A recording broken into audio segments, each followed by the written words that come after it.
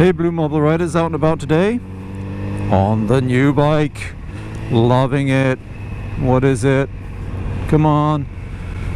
What is it? Can you tell? Well, it's black and it's beautiful. 4 cylinders. And on the side it says Kawasaki. Right there.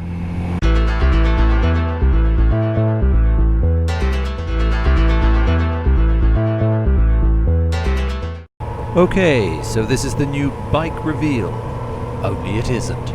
I've been riding the new bike, weather permitting, since January, and if you've been watching, then you've figured it out. A few have messaged already to congratulate me, so we'll just call this vid the bike reveal. But before I get into too much twaddle about why this bike, I think I should spend some time acknowledging the why nots. Now, if you've been following my vids over the past year, then you're probably aware there were more than a few bikes on my potential list, and I think it only fair to tip my hat to some of them, and to drop my drawers to a few others.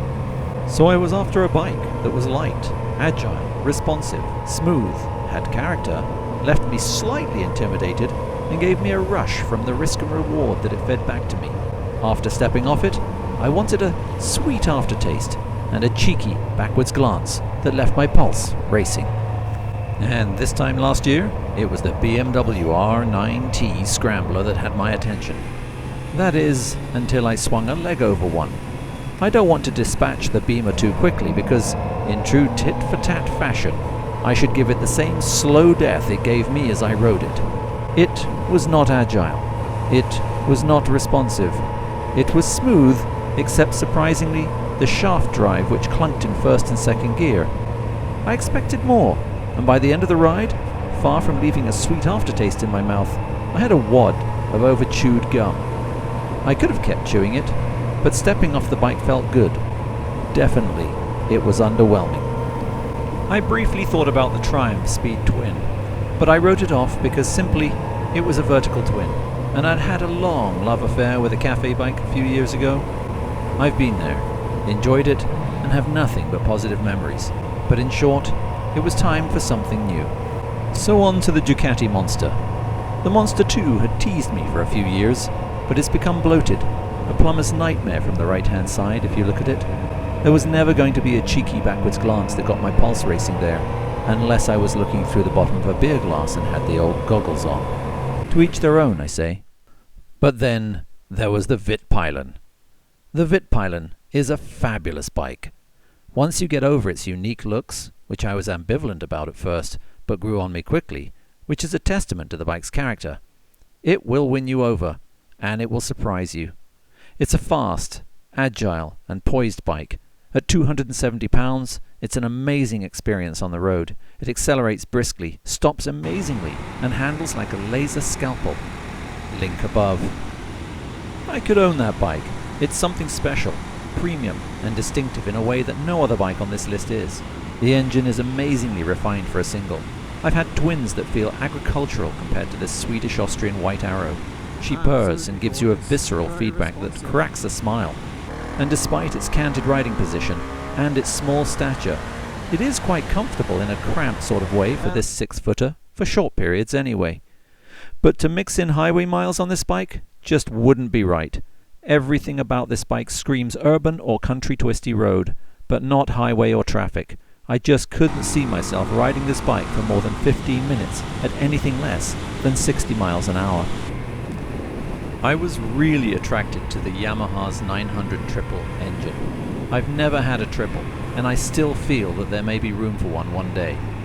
The MT-09, link above, brought tears to my eyes. The engine was orgasmic. The suspension supple but incisive, and the riding position? Well, that's where the tears came from. The seat just wants to shove my majesticals into the tank. Now, while I'm like many riders, I name my bikes, I talk to my bikes, and yes, I even love them. And I don't want to cast aspersions on those of you that have consummated your relationship with your bike via a 4x1 or a pea-shooter, or perhaps a nice pair of kicked-up slip-on exhausts. But bonking my bike is not something I'm into. Again, no judgment here, to each his own. I just prefer not to be pressured into sex before I've kissed it. And I'm not kissing that insect-like face. The MT-09 was good on paper, but it was going to be hard to get along with for the long term. So, onto its twin, the XSR 900. Kinky, right? Well, these Yamaha triple twins aren't identical. Yeah, they share the same chassis, the same gorgeous engine, but the looks and ergos on these two beasts are completely different. Yamaha got it right with the XSR 900 in a way that they just got it catastrophically wrong with the MT-09. Again, links above. How could these bikes be so similar on paper, but so different in the saddle? Twins, right? Wrong. As mentioned, the engine is torquey, revvy, responsive, smooth, and thrilling. The handling suspension of both bikes are sublime, but the XSR caresses your eye and your tackle, whereas the MT-09 pokes you in the eye and kicks you in the balls. The Yamaha XSR 900 is perfect in every way, except for one. It's not this. Meet Stella. I told you I named my bikes. Don't get me wrong. The XSR 900 does everything excellently. It's all a bike should be. If you want one, get it. Don't let anyone tell you otherwise. I would gladly own one. It stands out from the crowd, just not as much as the Z900 RS.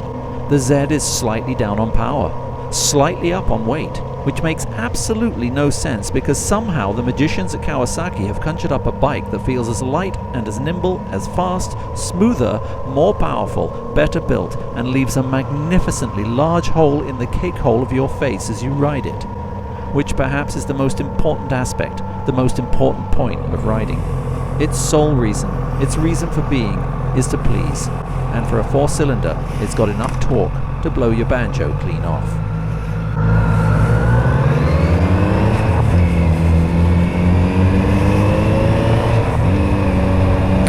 But there's no TFT screen, you say? There's no lean, sensitive traction control. There's no lean, sensitive ABS. I know. But I don't want a TFT screen. I really don't like them. And as for the lean, sensitive traction control and the ABS, it wasn't enough for me not to get the bike. The bike's too damn nice. That's the problem. I think they should sell it with it, but it was not the deciding factor. I'm not at that point in my biking career yet. But eventually, I'm hoping that they smarten up, and you know, all of those bikes, the XSR, the Kawasaki, all of them, that they come out with the lean sensitive ABS and traction control. But alas, there is no Disney ending to this fairy tale. Like any newborn, you must christen your bike. I'll give you a sneak peek of next week's That wasn't a bribe. It was actually trying to get my driver's license out. in-depth video of getting busted. Once again, thanks for watching everyone. If this is the first time you've watched, please consider subscribing. I do product reviews, motorcycle reviews, off-road and on-road vlogs, as well as tours. Don't forget to follow me on social media, that's Instagram, Facebook and Twitter, and to like, and especially, I'm begging you here folks, subscribe. This is the BlueMarbleRider, out.